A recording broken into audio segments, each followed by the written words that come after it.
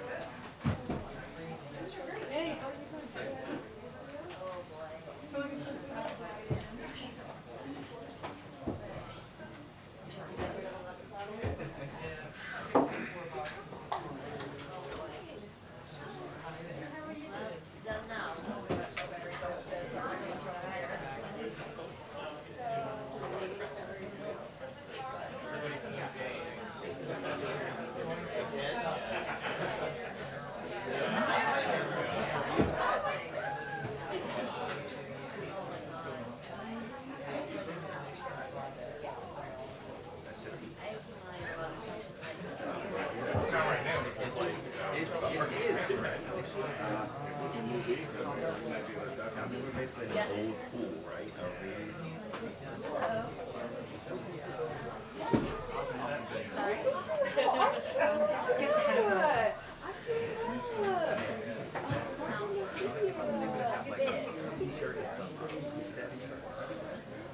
Maybe not. Maybe not.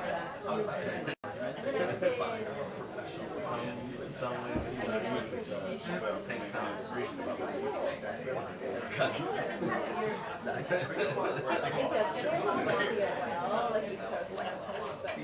Yes, the men will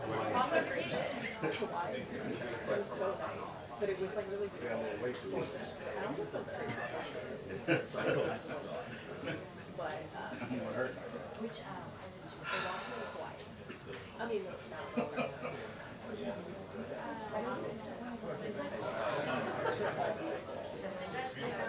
Well, my cousin, his whole mother side is from Hawaii, so we saw a lot of his cousins and stuff. Weird. Some family stuff too.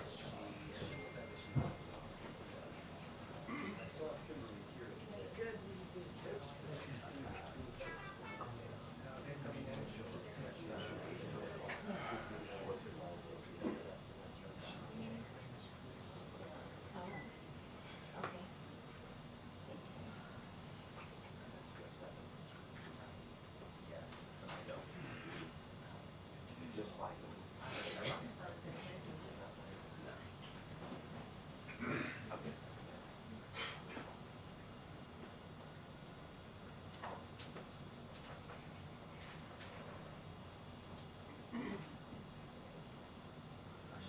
I was going to say, why are we hushing? nervous anticipation. That's not it. Seriously. Sing along if you want. I don't think the president's about to walk in. No, they got nothing.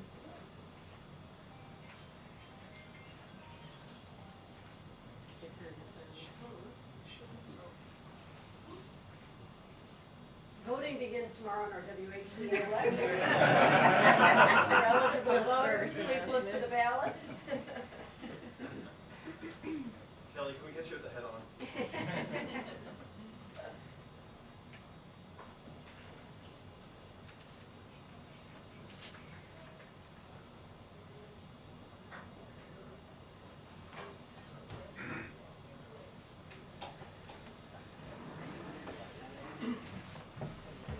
All right, good afternoon, everyone. Hello. Ouija, hello. Okay, I have a couple of things at the top and then we'll get going. So, as you all know, this afternoon, President Biden, the First Lady, will host an event to commemorate the 12th anniversary of the Deferred Action for Childhood Arrivals program, better known as DACA.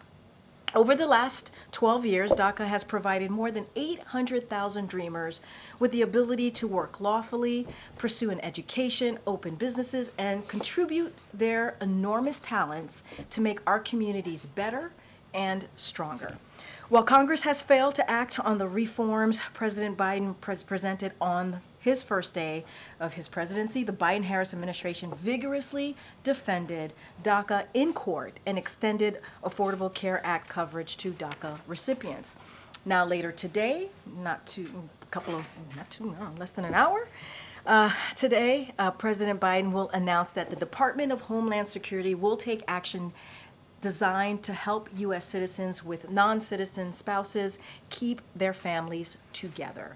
This new process will help certain non-citizen spouses and children apply for lawful permanent residency, a status they are already eligible for without having to leave the country. Additionally, President Biden will announce that the administration will facilitate the employment visa process for those who have graduated from college and have a high-skilled job offer, including DACA recipients and other dreamers. Think about the stability this will bring to so many American families across the country. These measures will help keep American families together and allow more young people to contribute to our economy and our country. The Biden-Harris administration is committed to taking action within its authorities to secure our border and ensure that our immigration system is more fair and more just. As you all remember, 2 weeks ago, President Biden announced additional actions to secure our southern border after congressional Republicans twice voted against the toughest and fairest set of reforms in decades. And while we are still in the early phase of implementation, encounters in between ports of entry are down and repatriations are up. However, we know that only Congress can deliver the additional personnel, resources, and policy changes needed to secure our border. And only Congress can deliver the comprehensive reform of our immigration and asylum laws that is needed to secure our border and make our immigration system work. We'll continue to call on lawmakers to do just that. Next, I also wanted to quickly address the extreme heat wave that we are seeing across the country. We know that extreme heat can be dangerous, which is especially true for older adults and people with underlying health conditions. We encourage everyone experiencing extreme temperatures this week to check in on their neighbors, drink plenty of water, and look for cooling centers if needed. Stay alert, listen to local officials and weather alerts, and visit heat.gov for more information on how to stay safe. And finally, this week through Thursday, June 27th, our administration will amplify the President's and Vice President's work to lower costs for hardworking Americans. The Cabinet and senior White House officials will travel across the country to discuss the Biden-Harris lowering costs agenda. From healthcare and housing to gas prices and groceries, we will lay out the full scope of the Biden-Harris lowering cost agenda in new products and speeches and make clear that congressional Republicans are putting the wealthy and the big corporations first with an agenda to raise costs for hard-working families. You all should have a full list of events through next Thursday in your inbox, and I know you all will look forward to those events across the country. With that, Jeremy, it has been a long time. Jeremy, Josh. It has been a long time. Too long. It has been too long. I forgot your name. No, you know I love you, Josh. It has indeed been a long time. I was thinking about my Jeremy in the back. So anyway, whatever. Things are happening. It's good to see you. It's good to see you. Good to see you. Two subjects. Yes. First, on immigration today, is the administration confident that U.S. citizenship and immigration services can handle possibly hundreds of thousands of new applications, given the current backlog of other immigration applications? So, look, we have always said, and I said this at the top, like the way that we would love to move forward is in a more balanced approach, obviously, and get that bipartisanship from Congress. The first day of his administration, as I've already stated, and I've stated this many times, we wanted to see a comprehensive immigration process, a legislation. That's what the president put forward. He wanted to see that. Congress never moved. And when they did decide to move on something, we worked in a bipartisan way. The former president told Republicans in Congress, Republican senators more specifically, and told them, don't move on this. Don't move on this because it's going to hurt me and help Joe Biden. And we had a bipartisan approach, which would have made the immigration system more fair and tougher, and we didn't move in that way. And so the president has said that he's going to take actions. He's going to take actions to secure the border, as he did with the executive order that he signed just about two weeks ago or so, and that he also wants to make sure we keep American families together. So, look, we're obviously going to hear from the president later today, and we believe that we can get this done. We believe it's an important part of the president's, immigration policy, and keeping American families together, making sure that we are protecting American families is a priority for this president, and so we believe that this could move forward. Gotcha. Secondly, Israeli Prime Minister Netanyahu said he told Secretary of State Blinken, quote, "It's inconceivable that in the past few months the administration has been withholding weapons and ammunition for Israel," end quote. There was a shipment of bombs paused in early May at the start of the Rafah offensive, but has the administration been withholding weapons and ammunitions for months, like Netanyahu seems to be saying? Let me just start off by saying that we generally do not know what he's talking about. We just don't. A couple of things that I do want to add, and you're right, there was one particular shipment of munitions that was paused, and you've heard us talk about that many times. We continue to have these constructive discussions with Israelis for the release of that particular shipment that I just mentioned, and don't have any updates on that. There are no other pauses, no other pauses or holds in place. And so, as Secretary Blinken said today, he took some questions from some of your colleagues and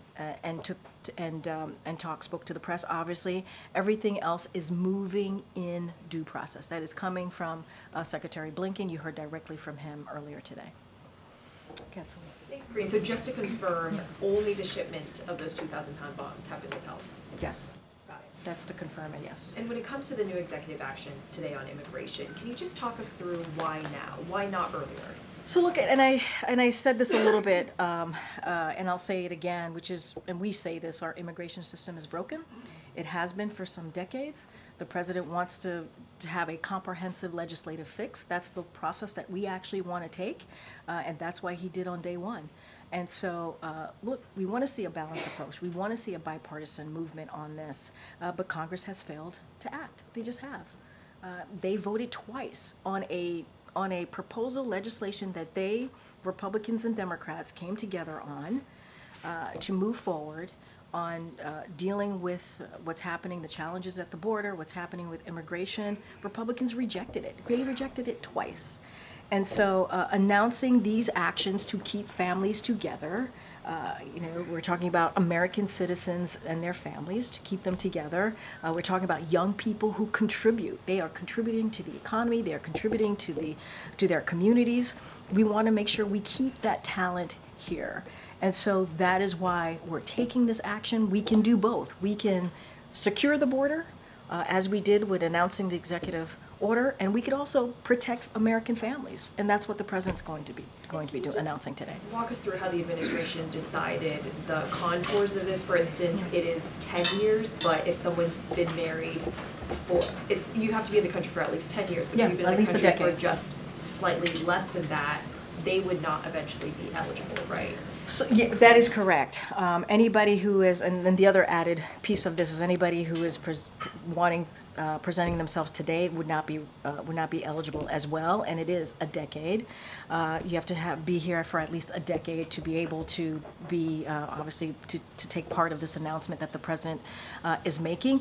And here's the thing: the average person who would be eligible for this, we are predicting have been here for about 23 years.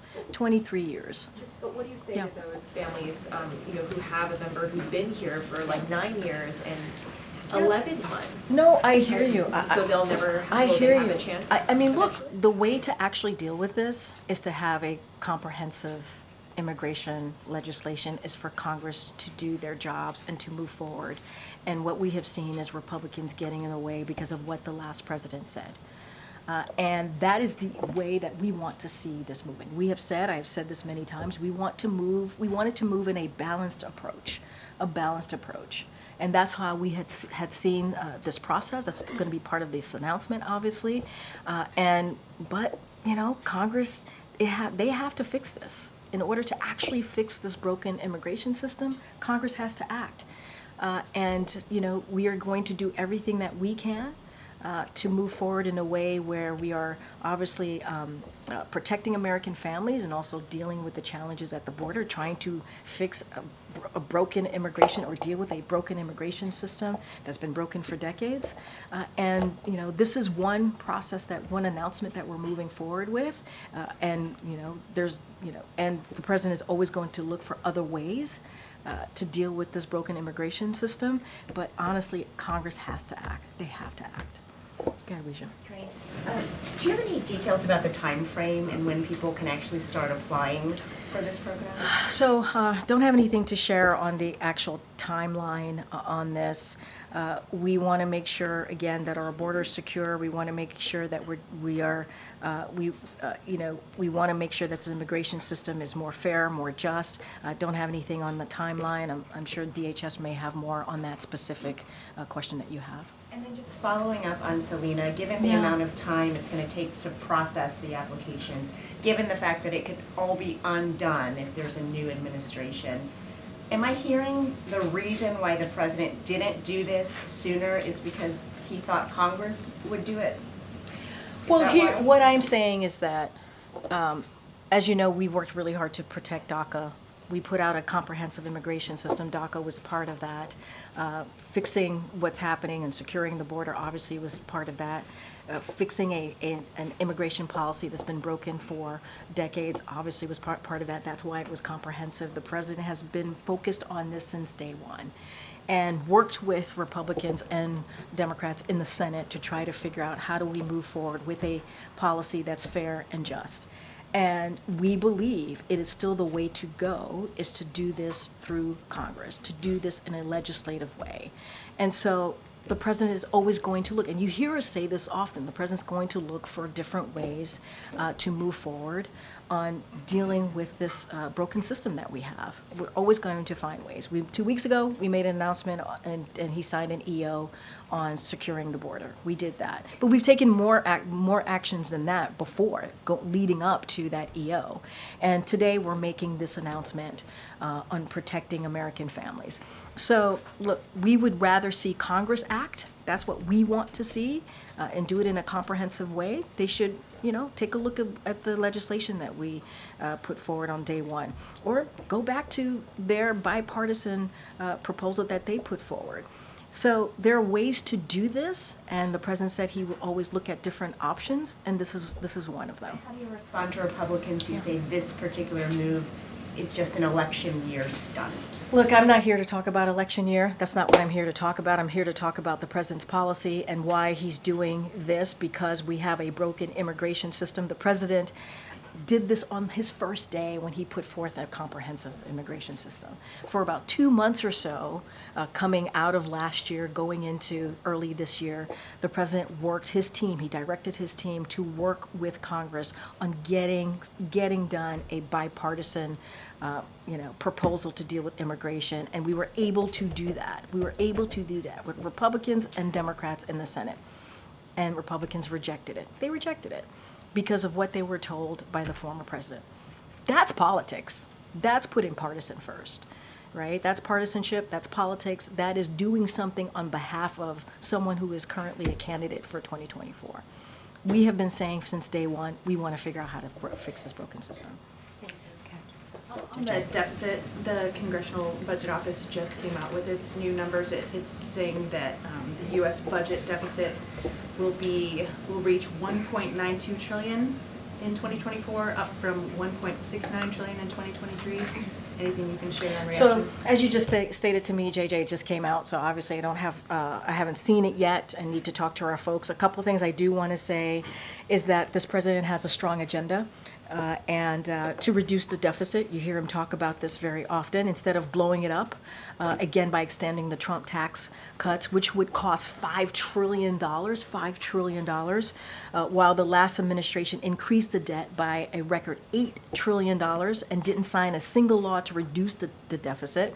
And what we have done, what this president has done, he has signed legislation to reduce the deficit by $1 trillion since taking office. That's what he's been able to do. So moreover, this budget would lower the deficit another $3 trillion by making the wealth and large corporation pay their fair share, closing tax loopholes, cutting wasteful spending on big pharma, big oil, and other special interests. And it is the opposite of what congressional Republicans are trying to do when they are trying to give tax cuts to billionaires and corporations, which will hurt the middle class, which will hurt the working class. And so that is not what the president wants to do. We cannot afford that. And so the president's going to continue to work to do everything that he can to do the right thing when it comes to lowering the deficit. Again, I haven't seen this report, so I can't say much, but I can speak to what the president has tried to do more broadly. Thanks, Karine. A question about Russian President Putin's visit to North Korea and his words today about supporting North Korea against the enemy, which he identified as the United States. What's the White House's response to that, and to what extent are you concerned, or more concerned now after what he said about what Russia would like to So do? just a couple of things. I know that he is in the DPRK today, and then he's going to go to Hanoi in the upcoming weeks. My colleague, my NSC colleague, spoke to this just a little bit yesterday.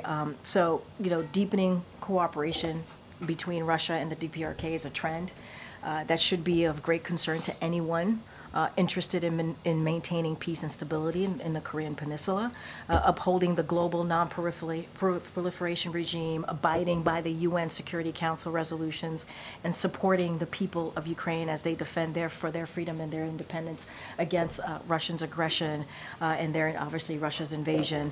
This is something we have been warning about for some time, as DPRK's provision of weapons to Russia has helped enable Russia's brutal war in Ukraine. So we noted that Putin and Xi joint statement last month called for all sides to reaffirm that political and diplomatic means as the only way to resolve issues on the Korean Peninsula. We hope this is a message that Putin will convey to Kim in their discussion. As we have said before, we don't believe any country should give Mr. Putin a platform to promote the war of aggression that we are obviously currently seeing in Ukraine. And Russia, we believe, is blatantly violating the UN Charter and working to undermine the international system. And so, this is something obviously that we're watching very closely, and we continue to do so. And what about flowing the other way? What concerns does the White House have about support that Russia may provide to North Korea? I mean, look, that is obviously something that we are concerned with as well. It goes both sides, both ways. Obviously, with Putin, we are seeing this invasion in Ukraine, and so any collaboration in helping Putin do this, Mr. Putin do this, is something that we are again deeply concerned about. One follow-up, lastly, on the question of timing for the immigration move today. Can you just give us a sense of how? Yeah, sorry. Oh, hold on. Did somebody pass up? Yes. Okay. Can we get? Yep.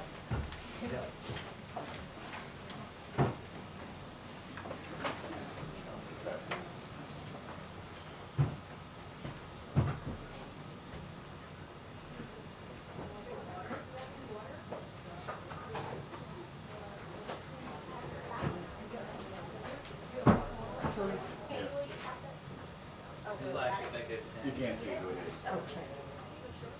I have a member of the press who just passed out.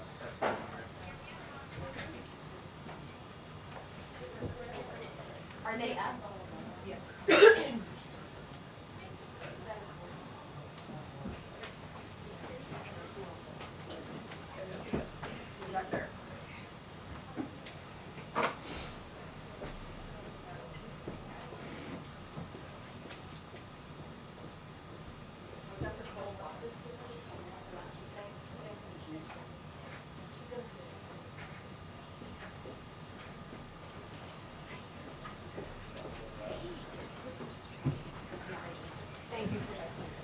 Thanks, Sharon. Okay, sorry about that. Hopefully she's okay. You're. Yeah, I know. You are correct. It is hot in here. I was just asking a follow-up question. Yes. If we're all okay. I think we're okay. I think we're okay to move on. And does anybody need water? We're good. Do you want? Scotch, perhaps. Okay. That's a whole nother place, not here. It used to be standard, I think. Oh, really? Okay. Okay, go ahead, I'm sorry. No, not at all. Thanks for helping.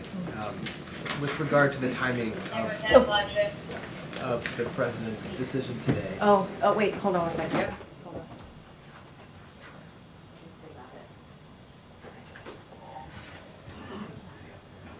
Okay. Okay, timing Yes. on immigration. Could you just give us a the sense? announcement. Yes, exactly. Could you just give us a sense of the discussions that led to doing this? Yeah. Whose idea was it? Yeah. Why now? I mean, Yeah. you've already answered why now, but Yeah. just how did it come to this? So look, I certainly not going to speak to private discussions that are had at the White House. What I can speak to, and very much how I answered the question moments ago. Look, the president has always said he wants to do everything that he can to deal with this broken immigration system, and immigration policies as well. You heard us talk about DACA. That's something that happened back in 2012 when it was Obama-Biden administration, and how we, from the beginning of this administration, we've tried to protect and fight for DACA, and we continue to do so, right? So there is a history, if you will, about the president wanting to protect American families, wanting to protect American citizens, and this is what you see in this announcement, and making sure that people who have been here. I said on the average, there's some folks who've been here for 23 years, and when you separating them is kind of a cruel thing to do, right? And these are people who have contributed to our economy, contributed to communities across the country. And this is very different than what we saw from the last administration. The last administration literally separated families, babies, from their parents, from their fathers, from their mothers, and it was cruel. We are, in this administration, we are working to get those families reunited. And so we want to make sure that we're securing the border. We want to make sure that we're doing everything that we can to do that. And we also want to make sure that we have a fair and just system. And that is something that the president continues to live by, and that's what this announcement is all about today. Can you offer an updated readout of Amos Hochstein's talks in Beirut, and what is the president's level of concern about there being a serious escalation that erupts between Israel and Lebanon, or does he think we're already there? So a couple of things on that. As you know, Amos is Amos. I'm having problems with names today. Amos is in Lebanon today. And so it is important discussions that he is having, and part of those discussions obviously is restoring calm along the blue line, which remains a top priority for the United States and must be the utmost importance for both Lebanon and Israel, and that's what you're seeing obviously Amos take part of while he's in the region. We have been concerned by the increase in violence, to your question, MJ, including the firing of more than 200 rockets by Hezbollah at Israel this past week, and so we are going to continue to work hard toward a diplomatic resolution that would allow Israel and Lebanese citizens to return to their homes and live in peace and security. And so though that conversation about the blue line obviously remains a priority, a top priority for us, I don't have any readout. I know Amos had an opportunity to talk to the press earlier today while he was in Lebanon, but I just don't have anything beyond that. Does the president, think the recent events amount to a serious escalation in the situation? Look, the president, what you're seeing is the president's efforts to avoid further escalation, right? One of the reasons Amos is there, and he met with Israeli officials yesterday and he's going to continue during his trip to meet with Lebanese government, and so that's what he's doing today. And so we'll continue efforts to secure a deal that would lead to a durable end of the war in Gaza. That's what we're trying to do. We're trying to make sure we get this hostage deal, working very hard in a diplomatic way. You saw Secretary Blinken in the region just last week, and we want to lower tensions. We believe this hostage deal will play part in lowering the tensions. And so you heard that from the president's remarks when he laid out what that hostage deal was not too long ago. And so we do not want to see an escalation. And then just on the stretch of days that the president will be spending at Camp David, how much of that time will be devoted to debate prep, and just what have you observed the president do in recent days in terms of preparing for the debate? Like, have you seen him, going back to watch previous debates between the president and the former president or anything like that? So as it relates to debate prep, that is squarely in the camp of the campaign. So I have to keep that there, and I'm not going to speak in details about that. And so what I will say is that while the president is at Camp David and Rehoboth, he certainly will be able to stay up to date on what's going on, to get updates from his senior advisors, from his team. As we say many times, the president could be president anywhere. We have the infrastructure to do just that. I don't have anything specific on how his time is being divided, but I can tell you this: the president's going to continue to stay squarely focused on his duty as president of the United States. For today in the immigration policy, has the president met with any families that would be impacted, that could benefit from what he's going to announce today? Has he been moved personally by any stories that then led him to take action? So that's a really good question. I don't have any families, specifically American families whose spouse is going to benefit from this. So don't have any readouts to speak of. Obviously, we have heard, you all have done a really good job of covering scenarios and situations like this, families who have been pulled apart. So we are obviously acutely aware of how that could affect, being pulled apart from your family can affect not just a family but also a community. So we are obviously aware of that. The president has met DACA recipients obviously as well, who in a different way have been affected by being dreamers here. And obviously I talked about what they were able to do back in 2012. And just to be very clear, what we're talking about is not part of DACA. Obviously, we're doing this around the anniversary of DACA, but it is not. This announcement is not will not affect DACA recipients. But that story is the same, right? The story of coming here for a better life and searching for the American dream is very similar. And the president's going to continue to make sure that we fight to protect American families and certainly to keep them together. Will there be an audience today for the remarks? Anybody there that will be impacted so by this? There will be more than 200 people in the audience today. I don't have a list of particular people who will be affected by this.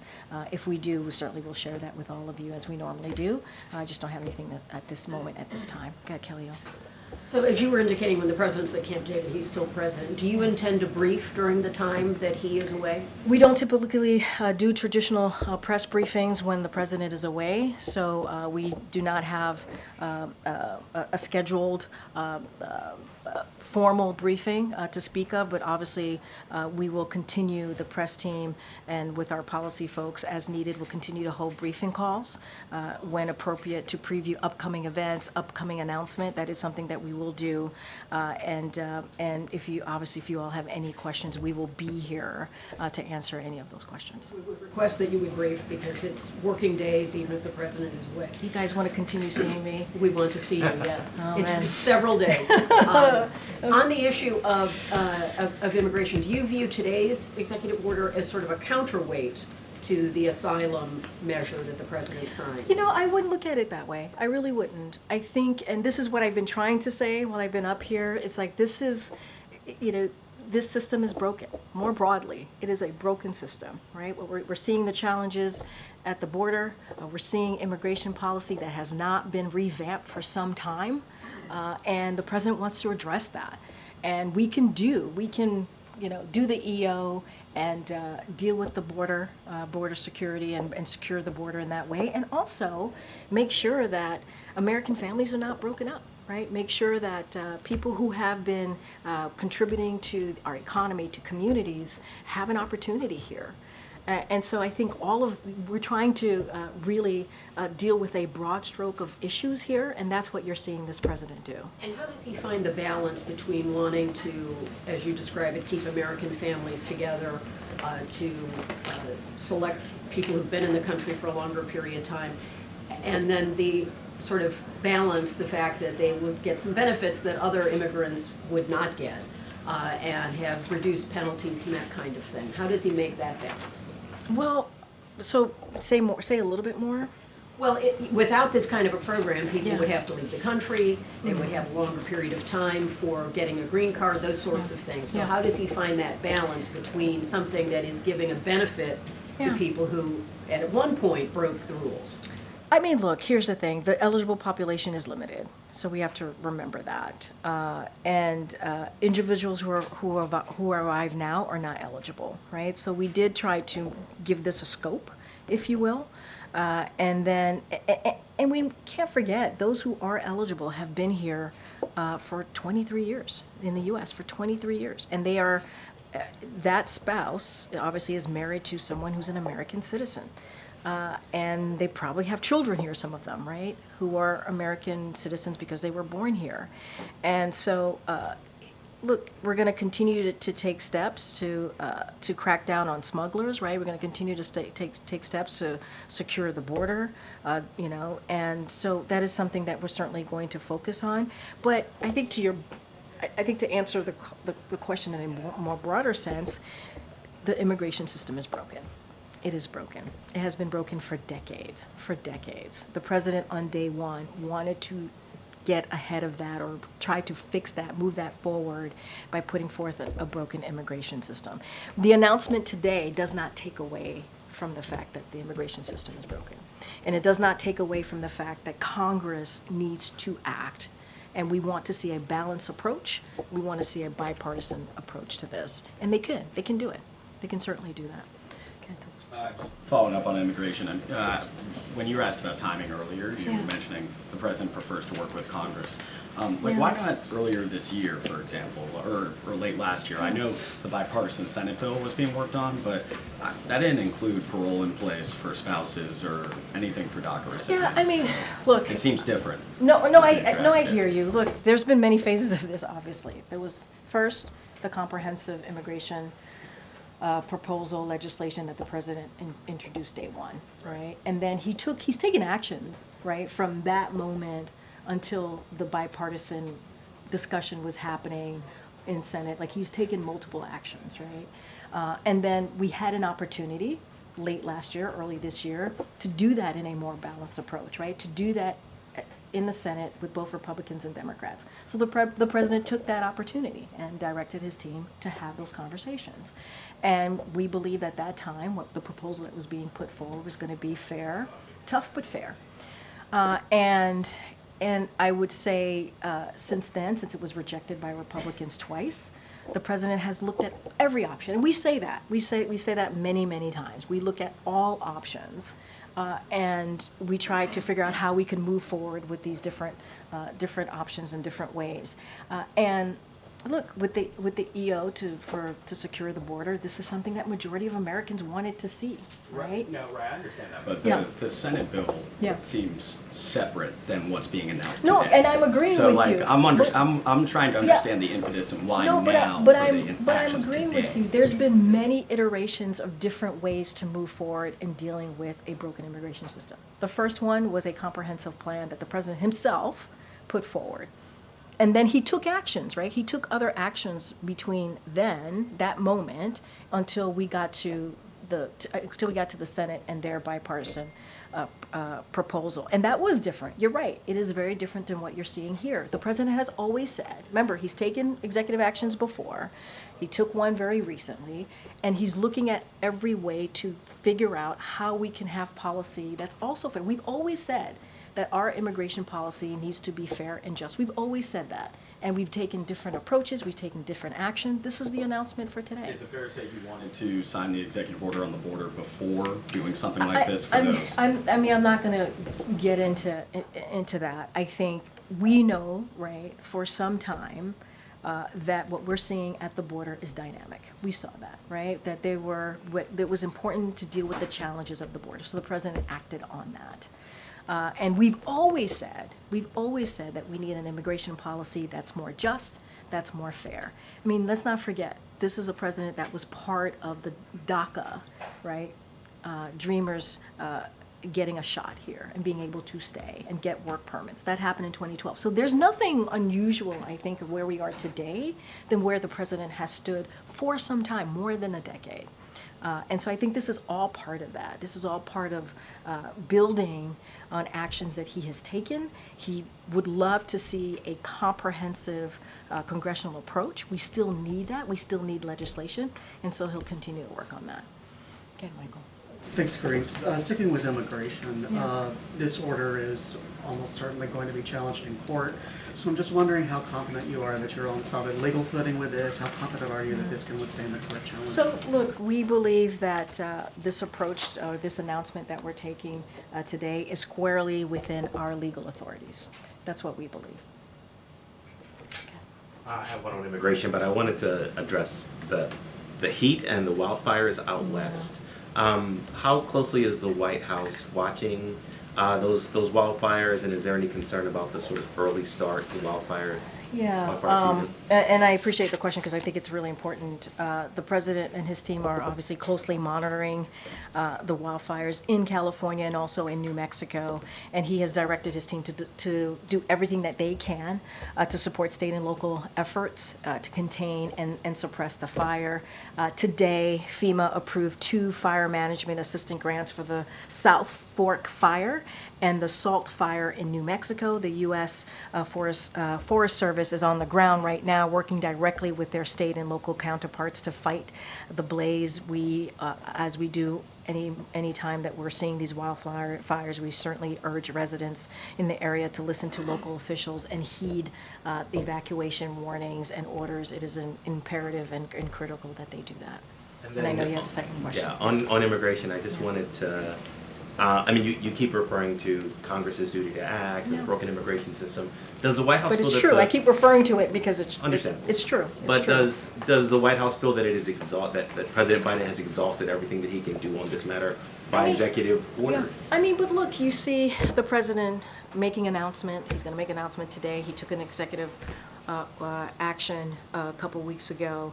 We continue to say we're going to look to see what else we can do. And this is what he's directed his team to do, right? Is to look at ways that we can deal with this broken immigration system. But this is piecemeal, right? I mean, this announcement is important. It's going to be important and critically important to American families and their communities. It's really important. But as I keep saying, in order to actually deal with this issue, we have to do it in a comprehensive way. The president's going to do everything that he can. It is imperative for Congress to do their job and to fix the system that's been broken for decades. Not listen to the former president who's about their own political aspirations. That's not what we're talking about here. We're talking about dealing with a system that has been broken and moving forward in a way that helps Americans, American citizens and their families. Go ahead. Thank you, Karine. Going back to Prime Minister Netanyahu's comments earlier, he made this pretty blistering statement in English, posted it to social media for consumption by American English language media not long after his war cabinet collapsed, or he had to pull down his war cabinet. And you just said that you have no idea what he's talking about, and that only this one shipment of 2,000-pound bombs has been paused by the president. Is the prime minister lying? Is he making things up for political effect? You would have to, I can't speak to his political strategy, effects. That's not something that I can speak to. I was asked a question, I answered it. I don't know what he's talking about. We were very clear about there being one shipment that we're continue to have construction conversations with Israel about. Nothing else has been paused. You heard that directly from Secretary Blinken. I can't speak for the Prime Minister. He's clearly speaking for himself. I'm speaking on behalf of this administration. I'm speaking on behalf of this president. I just don't have anything to add. I can't speak to his political strategy. That is not something for me to analyze, to do punditry from this podium. Understood. So just to confirm, Yeah. anything other than the aforementioned shipment of 2,000-pound bombs categorically untrue that it's been paused? I already answered this question and categorically untrue. There's one shipment. All right, go ahead, Anita. Thank you. I have a question about the Resolve Tibet Act and then another on marriage. Starting with the Resolve Tibet Act, China's warning that if the president signs it, there will be, quote, resolute measures, end quote, against the U.S. They're also protesting U.S. delegations like Nancy Pelosi who are going to India to meet with the Dalai Lama. So what is the White House's response to these threats from China, and does the president plan to sign this? I mean, look, the president's going to do what he thinks is best on behalf of the American people. That's what I can tell you. He's going to do what he thinks is best on behalf of the American people. I'm not going to get ahead of the president. Cool. All right. On marriage, it's hot, but sure, cool. Sure. Cool. On marriage, so regarding this EO, in many states in the United States, such as my home state of Texas. Oh, marriage. Yeah. Okay. You have to present a stack of documents. For example, a driving license, a certified copy of a birth certificate, passport or military identification card, and social security cards in order to get a marriage license. Okay. I just wonder if this puts some of these applicants in this Kafkaesque situation where they haven't applied for this. They may have an informal marriage or common law marriage, and would that make them ineligible for this executive order? Do you accept things like, for example, the Declaration of Informal Marriage form from states? So I appreciate, this is a process question. I appreciate the question. You're going to have to go to DHS to get specifics on that. I won't get into details of this, but that is something that Department of House. I'm concerned that, you know, asking for what amounts to paperwork, legal paperwork, for people who are undocumented and have a lack of paperwork in many critical ways might put them in a binding position. Look, I think the bottom line here is something to remember, that there are American families, there are people who have been here for 23 years who are married to American citizens, and who have contributed into these communities, whether it's the economy or, as I said, in communities, and we want to protect American citizens, American families, and not separate them. And this is an opportunity to do that. And as far as like what this is going to look like, what are the rules, what's the process, that is something DHS can obviously speak to more. But if you look at this in a more broad stroke, this is an important announcement. This is. As we're dealing with an immigration policy that is broken, that is arcane, that has not been updated in some time, the president is doing everything that he can within his power to deal with this situation. And look, I'm going to be a broken record, but it is important as I'm trying to make my point here. Congress needs to act to actually have a comprehensive answer here. To deal with this system. You would not be asking me this specific question if Congress would do their job, right? If they would actually take action and do their job. And so I think what's important is this announcement is going to matter. It is going to matter to American citizens who are here and have a spouse who have been here for more than a decade, participated in the economy, participated in their community, and I think that's important. Can I ask the last cricket question I promise I will ever ask? Did the president call the U.S. team after they beat Pakistan? And if, by some wonderful turn of events, they do win the tournament, will he be inviting them to the White House? What's the interest in the cricket team? No, it's great. I'm just. Are you serious? Because I can answer that. Oh yeah, no, I'm serious. Okay, so there are 5 million people of subcontinental origin in the United States. Add to that 13 million people of West Indian origin in the United States. You may see us everywhere. Yeah. But in terms of sports icons, we're thin on the ground. Okay. To see them with the word USA on their chests. That's pretty dope. Beating the British at their own game. Yeah. Super satisfied. Now that's cool. Now that's cool. It's a decolonization metaphor wrapped That's in cool. sport. So like we said yesterday, we certainly congratulate the U.S. Cricket team. Obviously, what they have been able to accomplish is meaningful to many people like yourself. Well, yeah, 18 million of you all, which I think is incredibly important. Representation matters. You hear us say that all the time. As it relates to a call from the president, don't have anything to share at this time, but we congratulate them. It is a big deal. It is indeed very, very cool, and we are very proud and excited for them. Go ahead, Garen. Two questions. First, the Fearless Fund, a venture capital firm that awards grants to Black women-owned businesses, had a federal appeals court suspend their grant program due to the claim that it discriminates against white business owners. The co-founder is calling on President Biden to take executive action to, quote, safeguard DEI initiatives and funding rights for marginalized groups. Similarly, the Leadership Conference on Civil and Human Rights sent a letter to the president today asking for him to, given these collective, asking to promote, protect, and expand programs that lead to diversity, equity, inclusion, and accessibility. Given these concerns, does the White House believe it is doing all it can to protect diversity, equity, and inclusion? Yeah, so I'm going to be really mindful here. It's an ongoing litigation, so I don't want to speak to it directly, don't have any news to make, obviously, on any executive action. But this is kind of, in line to what I was just saying to Anita about how important for representation and how that matters. And the president always says diversity is one of our greatest strengths here in this country. It kind of really goes in line with many of the themes of today. And we talk about immigration, we talk about keeping talent and strengthening our community. It's all in line. And so what I will say more broadly is under this administration, we're achieving the fastest creation of Black-owned business than we've seen in 25 years. I think it's about 18 million new applications in small business since this administration started. I think that's important. And to have an increase and an uptick in Black-owned business is, out of that 18 million, is actually pretty critical. The president also signed an executive order to advance diversity and accessibility within his first 6 months in office.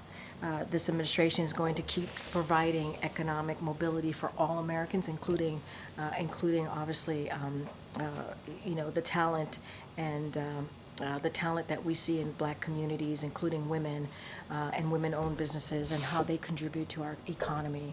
And so that's something that we take very seriously here in this administration. SBA takes very seriously, obviously, in the work that they have done. And diversity is certainly one of our greatest strengths, which is something that the president says over and over again. Has the White House been in contact with the Fearless Fund at all? It's, have we been in contact with the Fearless Fund? I don't have any calls or meetings to speak to, and we're just going to be super mindful, as I just stated at the top in answering your question. This is an ongoing litigation, so we want to be super careful here. Sure. Given the president's actions on marijuana reform, does the White House have a response to Maryland Governor Wes Moore pardoning 175,000 marijuana convictions, which has been hailed as a major racial justice effort? So we certainly welcome the news, and it builds on the president's work to reform how nations approaches marijuana. And the president has said, he called, for governors to do their part and to take action. So this is welcomed, as I just stated. And, in addition to rescheduling, the process to reschedule marijuana, the president has been clear that no one should be in jail just for possessing marijuana. And he has a record number of pardons for prior federal offenses of simple possession and use of marijuana.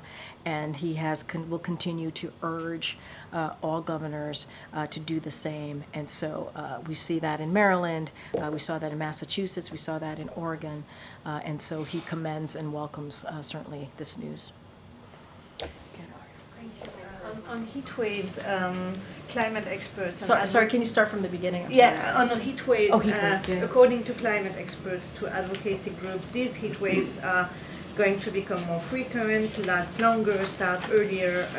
is the federal response and relief system adequately equipped to deal with this threat? So look, we are doing everything that we can to deal with what we're seeing, the heat wave, and you've heard us talk about climate change, and the president has taken certainly strong actions, progressive actions to deal with climate change. You see that in the Inflation Reduction Act, which is the biggest legislation to actually deal with climate change. But the president is going to continue to work in lowering cooling costs. I think that's important, and keep Americans safe from extreme temperatures. A couple things that I just want to lay out. HHS launched a nationwide effort to help local officials identify communities most vulnerable to extreme heat and target resources to those communities. The Department of Labor is using all of its existing tools to protect workers from extreme heat. Since 2022, they have conducted over 5,000 federal heat-related inspections, and we have provided billions of dollars to cities nationwide to help build resilience against climate impacts like heat wave, including by expanding access to cooling systems for public housing residents. This is why the Inflation Reduction Act, which by the way only Democrats voted for it, was so critical and so important in providing those types of resources as well. I think I have to, go ahead, Jared, I have to wrap it up. Follow up to something that came up yesterday when you were asked about the president making comments about potential Supreme Court nominations. I was just curious, unrelated to the campaign, how far along is the president kind of thinking about who he'd want to nominate in the event that he has more nominations? Wow, that's mean, way into brought the it up future. he brought it up sort of in the campaign, but is it something he's thinking about? I mean, look, as you said, you heard directly from the president. He brought it up in a campaign stop, obviously, this weekend in Los Angeles. I don't have anything more on the president's thinking or a list for you all at this time. But I guess what I like to say is stay tuned. Stay tuned. All right, everybody. Thank you so much. Thanks. Thank you.